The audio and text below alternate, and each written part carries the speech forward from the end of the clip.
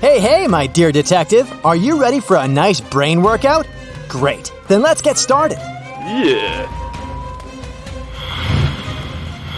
William decided to go on vacation for a month. He went to a bank and asked for a loan of $500. The bank officer told the guy that the loan could only be approved if he mortgaged some valuables at the bank. William said he would mortgage his car, whose worth was a whopping $80,000. The bank officer was surprised, but he approved the loan instantly. After William's vacation was over, he came back to the bank. The bank officer asked him why he had mortgaged such an expensive car for such a small loan. William told him the reason, and the bank officer admitted it was a very clever plan. What did William say?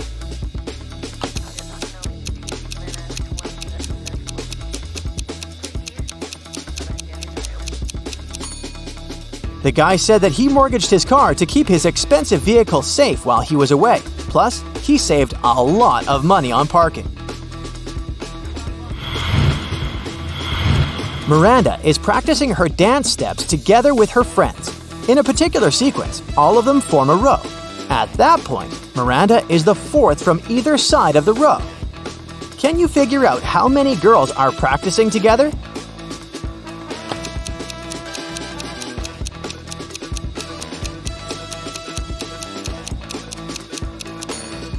In total, there are 7 girls. Miranda is the fourth from either end of the row, which means there are 3 girls on one of her sides and 3 on the other. Ethan and his girlfriend took a flight to New York and reached their destination in 2.5 hours. After spending some quality time together, they flew back home. Surprisingly, this time it took them 150 minutes, even though the plane flew at the same speed. How is it possible?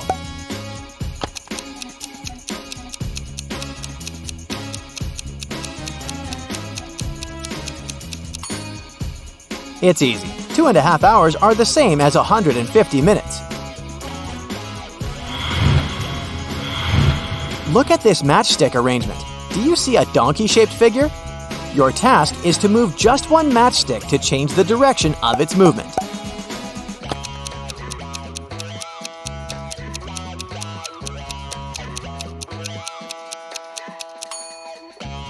That's how you can do it. 4 men can build 4 tables in 4 hours. In this case, how many tables will 8 men build in 8 hours?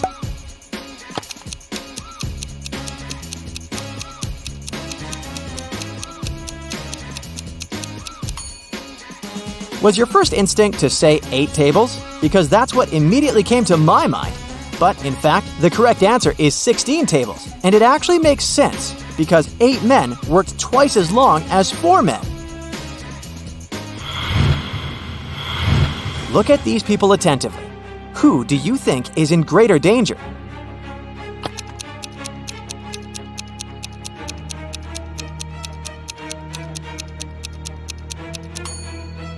The lion won't necessarily attack the man. Of course, if he doesn't provoke the animal. If the guy tries his best to look unthreatening, the lion might simply ignore him.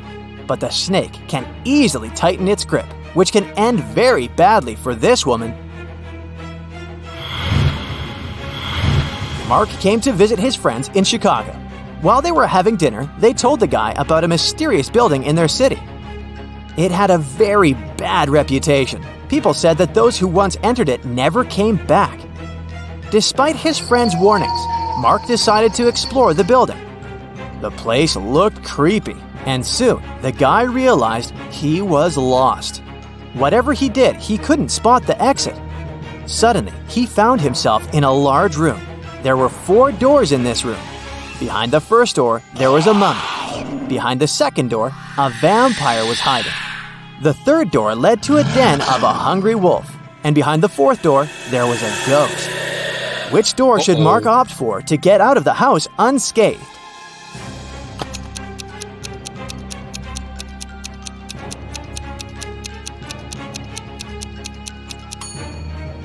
The mummy can potentially be very dangerous. The vampire behind the second door is also far from friendly. The wolf, especially hungry, can easily attack a person. At the same time, the ghost is relatively harmless. Mark should choose the fourth door.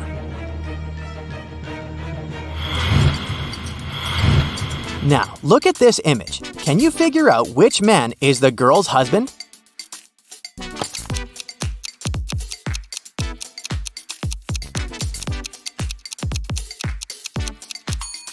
Have you noticed that the woman and the man on the right are wearing identical wedding rings? That's the clue we need.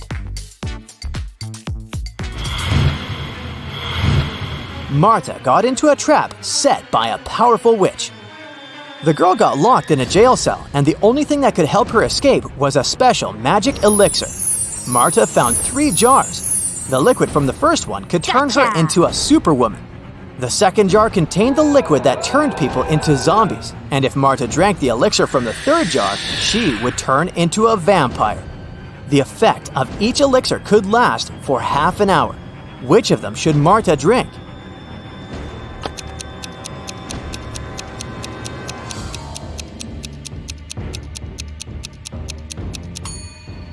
Martha should wait till the morning and drink the elixir from the third jar. Then she'd be able to turn into a bat and fly out that tiny window. Can you figure out which of these women is alive?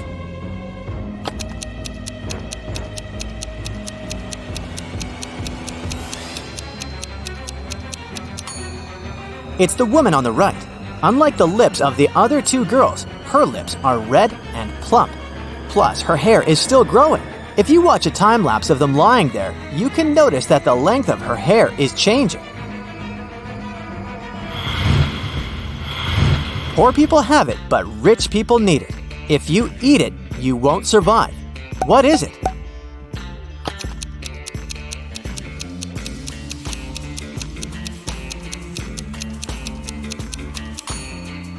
It's nothing. Now this next riddle is kind of funny. To solve it, you need to think outside the box.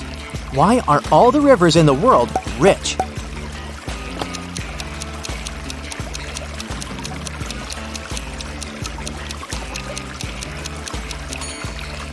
They have 2 banks. Now, did you get it right? Imagine you're running a marathon, and right before the finish line, you pass by the person who's running the second. What place are you in now?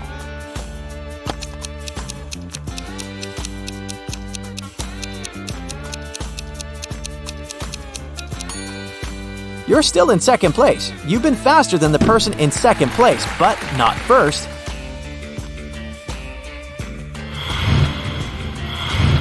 I can sting without moving. I can poison without touching.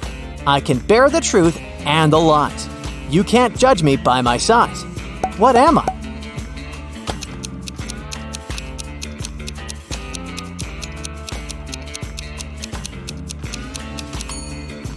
A word.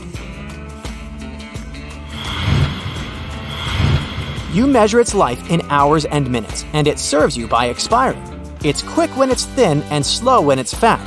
Its biggest enemy is the wind. The longer it lives, the smaller it becomes. What is it?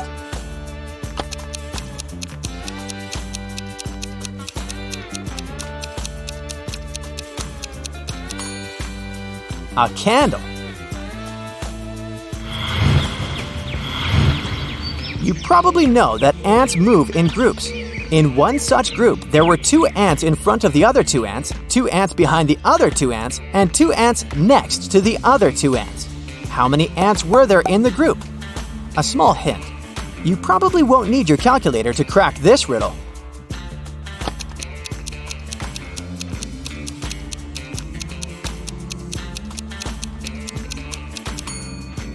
Even if it may seem there were a lot of ants in the group, in reality, there were just 4. They simply stood in a square formation. Did you get it right? There are some flowers growing in the field and some bees flying over them. How many flowers and bees are there if both of the following statements are true? If all the bees land on all the flowers, 1 bee for a flower, 1 bee won't get a flower. If every 2 bees decide to share a flower, 1 flower will be left without a bee. How fast will you be able to find the answer?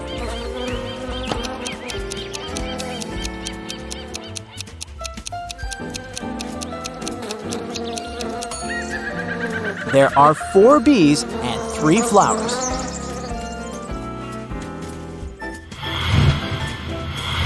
Once, Mrs. Smith, Peter, Paul, and Patrick's mom heard a loud sound of shattering glass coming from the living room. She ran into the room and saw that her favorite vase was broken. She also spotted a football. She asked her sons what had happened, and each of them told her his own version of the accident. Peter said that Paul hadn't kicked the ball.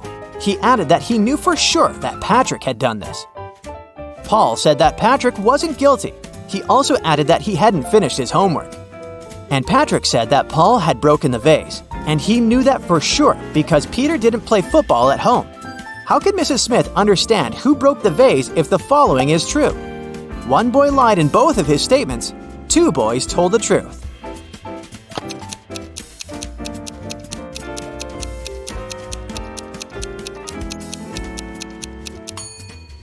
Now, have you noticed that only one of Paul's statements is related to the accident? The one in which he says that Patrick isn't guilty? What he says about his homework changes nothing. The first of Peter's statement contradicts Patrick's first words and vice versa. This means that it's impossible for both of them to tell the truth. Peter and Paul can't both tell the truth as Paul's words contradict Patrick's second phrase. That's why Patrick and Paul can't lie, meaning that Peter lied in both of his statements. This way, Paul has broken the vase.